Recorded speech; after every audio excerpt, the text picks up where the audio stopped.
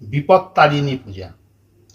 বাঙালির 12 মাসে 13 পার্বণ। এই 13 পার্বণের একটি পার্বণ বিপত্তারিণী পূজা। বিপত্তারিণী মা দুর্গারই 108 রূপের একটি রূপ।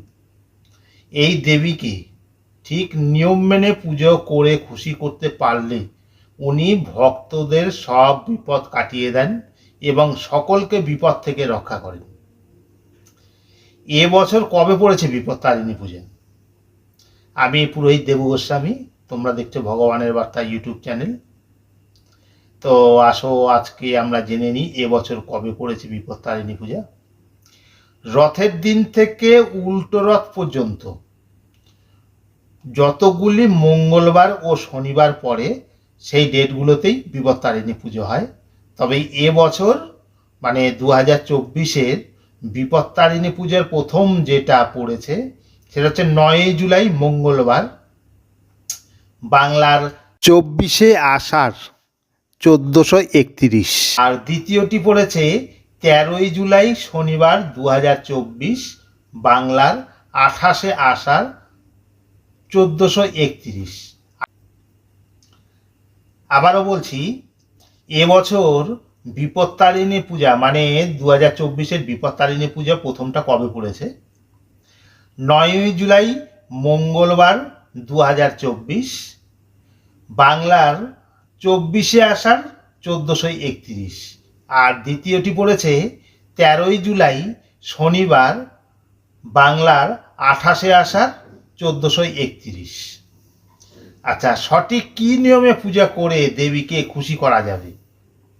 এই পুজোর নিয়ম হচ্ছে 13 রকমের ফল, 13 রকমের মিষ্টি আর 13 রকমের ফুল দিয়ে মাকে পূজা দিতে হয়।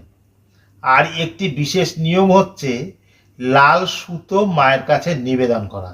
এই লাল সুতোর মধ্যে 13টি গিঁট দেওয়া থাকবে, একটি গিঁটে 13টি দূর্বা বাঁধা থাকবে। এইটি মায়ের কাছে বিশেষভাবে নিবেদন করতে হয়। পূজার পরে ছেলেদের ডান হাতে আর মেয়েদের বাঁ হাতে বেঁধে দিতে হবে। মানুষের বিশ্বাস তাহলেই সব বিপদ কেটে যাবে। আর বিবাহিত মহিলারা শাঁখা, সিঁদুর, আলতা সব কিছু পরেই উপোস করে পুজো দিতে হবে। আর পূজার পর ওই আসনে বসেই 13 রকমের ফল ও মিষ্টি বা 13 রকমের প্রসাদ খেয়ে উপোস ভাঙবে। এইভাবে পুজো করলে মা খুশি হয়ে সবার বিপদ কাটিয়ে দেয়। আর উপোসের দিনগুলোতে চাল ও আটার কোনো জিনিস খাওয়া যাবে না। তো আজকের ভিডিওটি এটুকুই। আশা করি এই ভিডিওটি সবার কাজে আসবে। তাহলে অবশ্যই একটা লাইক, আর অন্যরাও যেন জানতে পারে তার জন্য শেয়ার ও কমেন্টস করতে কিন্তু ভুলবে না। আর সবার কাছে অনুরোধ থাকছে সাবস্ক্রাইব করার জন্য, কারণ আমরা ভিডিও বানাই সাবস্ক্রাইব পাওয়ার জন্য। তো তোমরা যদি ভিডিও দেখে সাবস্ক্রাইব না করো তাহলে পরে তো চলবে না। তাই আশা করছি সবার কাছে তোমরা সবাই সাবস্ক্রাইব করবে।